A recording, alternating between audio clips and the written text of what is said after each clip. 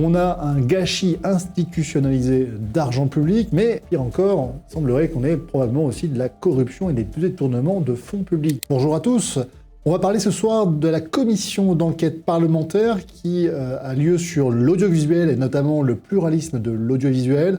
Je pense que vous avez certainement dû en voir quelques extraits avec notamment le député de l'Hérault, Charles Allonge, qu'on a le plaisir vraiment de suivre.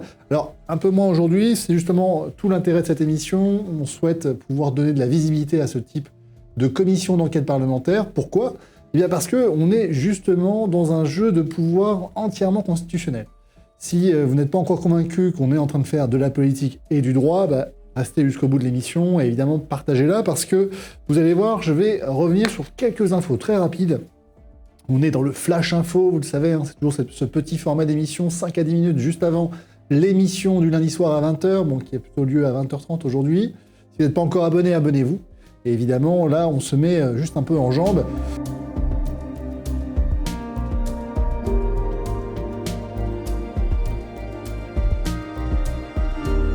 Pourquoi ? Parce que j'ai suivi de très près cette commission parlementaire. Elle fait suite, vous le savez, à une récente décision sur CNews.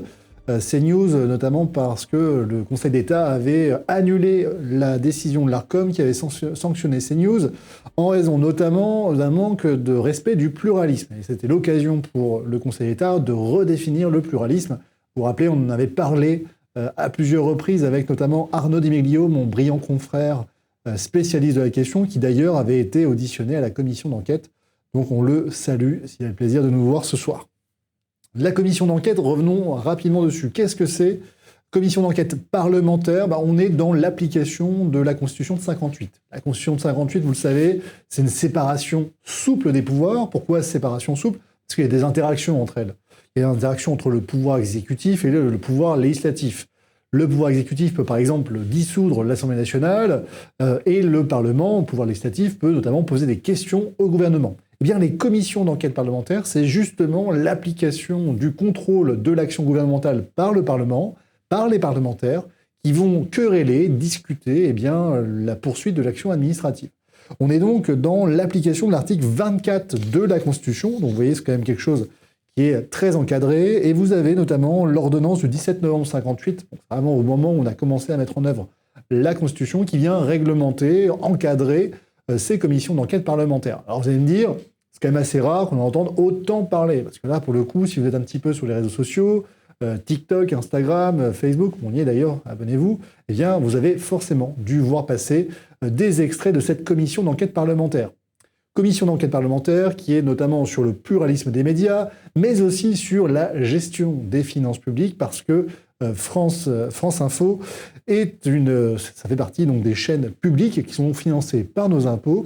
Et la question légitime de cette commission d'enquête est de savoir si les deniers publics sont parfaitement, correctement employés.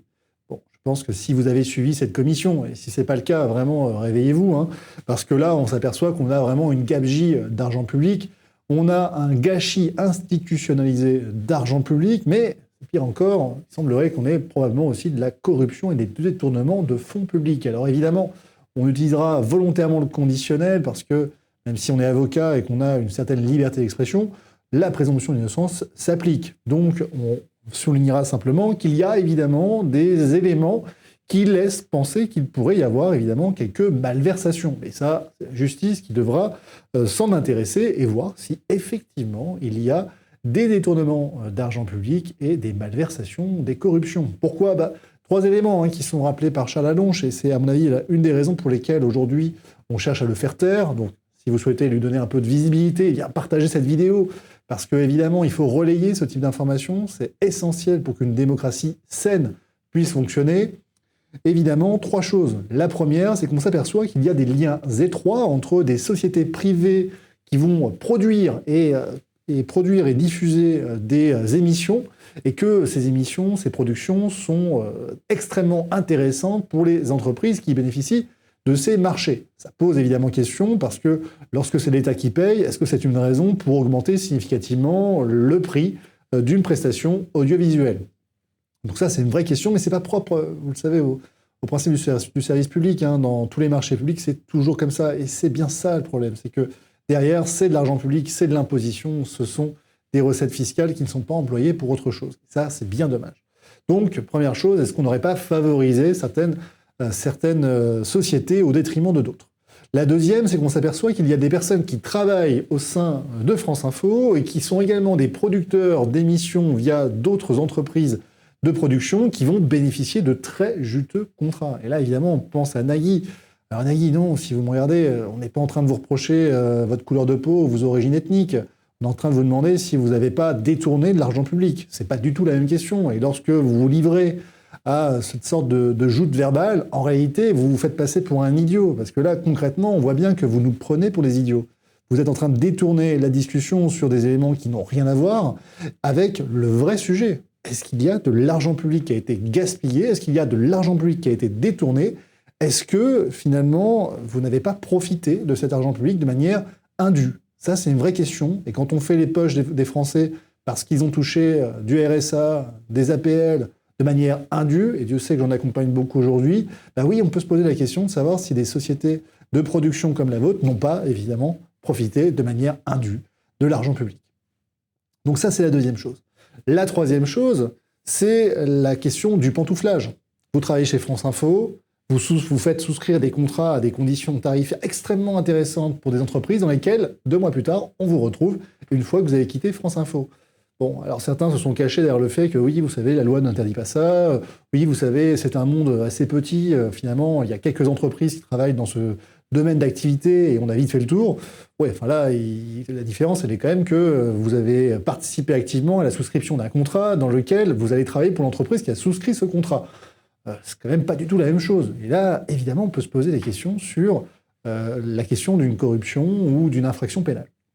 Quoi qu'il en soit, ce que l'on constate, c'est qu'aujourd'hui, il y a clairement des pressions qui sont exercées contre le rapporteur public, à qui on reproche de tweeter et de tiktoker, alors que, encore une fois, pour une fois qu'il y a une enquête parlementaire qui pointe vraiment du doigt des dysfonctionnements systémiques, hein, c'est-à-dire que c'est le fonctionnement global, avec notamment des éléments factuels et extrêmement précis. Bah, merci, enfin quelqu'un qui fait le boulot. Donc, monsieur le député, si un jour vous voyez cette vidéo, venez ici, regardez, on est à Montpellier, il y a un magnifique studio, on vous donnera la parole avec grand plaisir, et aujourd'hui, notre modeste chaîne YouTube, avec un peu plus de 66 000 abonnés, merci à tous ceux qui se sont abonnés, et si ce n'est pas encore le cas, bah, rejoignez-nous, eh bien nous vous donnerons la parole, parce que là, clairement ici, on a un point démocratique qui est extrêmement important. On doit savoir, nous, en tant que citoyens, comment sont employés les fonds publics. Ça, c'est le principe de transparence. Évidemment, je me base sur la DDHC. Le principe du consentement à l'impôt, c'est aussi son corollaire qui est de savoir ce que fait l'administration de notre argent. Aujourd'hui, on a un dérapage des finances publiques incontrôlé et on ne sait pas où va l'argent public. Bon, bah là, on a peut-être déjà des éléments de réponse. Évidemment, France Info n'est pas le seul responsable de cette perte d'argent et de ces déficits extrêmement monumentaux. Mais clairement, là, on peut quand même s'interroger, de savoir si, au-delà de France Info, c'est pas l'ensemble des administrations françaises qui dysfonctionnent de cette manière-là. Parce que là, c'est quand même extrêmement inquiétant. Alors, revenons rapidement sur 2 choses qu'on reproche notamment à monsieur le député. La première, c'est de se comporter comme une autorité juridictionnelle. Ah non, justement, vous n'êtes pas devant une juridiction.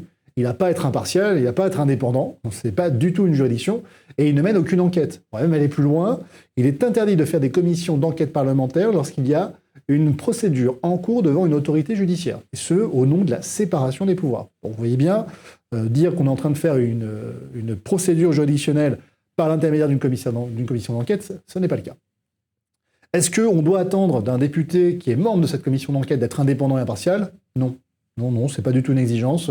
Encore une fois, il n'est pas magistrat, ce n'est pas une autorité judiciaire, donc il peut être parfaitement partisan. J'avais envie de dire, c'est le jeu justement d'une commission d'enquête. C'est que ce sont des membres politiques qui incarnent cette commission d'enquête, et oui, c'est partisan, d'accord? C'est même pour ça, d'ailleurs, que ça permet de s'assurer que ceux qui sont au pouvoir font pas n'importe quoi, d'accord?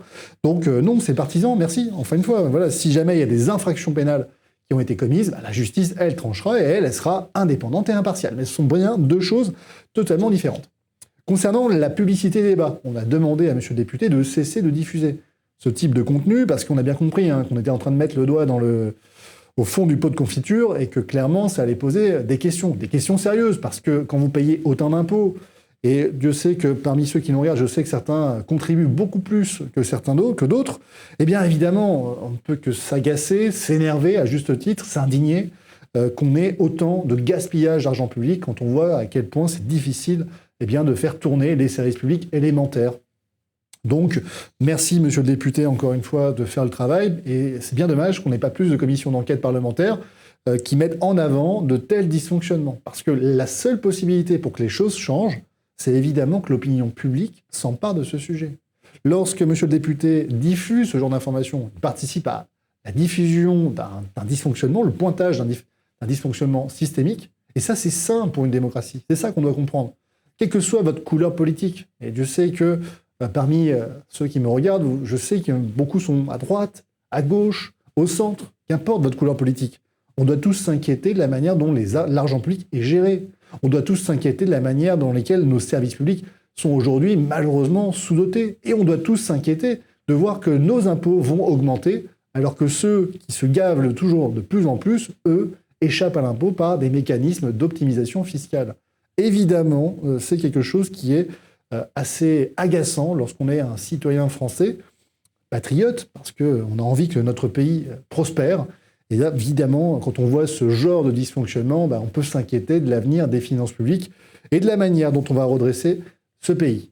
Donc, monsieur le député, si un jour vous voyez cette vidéo, vous êtes le bienvenu et on aura le plaisir de mettre en avant votre action. Et tous ceux qui participeront évidemment au débat contre les libertés et pour faire valoir la vérité seront toujours les bienvenus sur cette chaîne, et ce, quelle que soit leur couleur politique. Allez, je vous invite à vous abonner, poser toutes vos questions en commentaire, et on se retrouve tout de suite dans quelques instants pour l'émission Justice citoyenne avec Pierrick Thévenon. À tout de suite.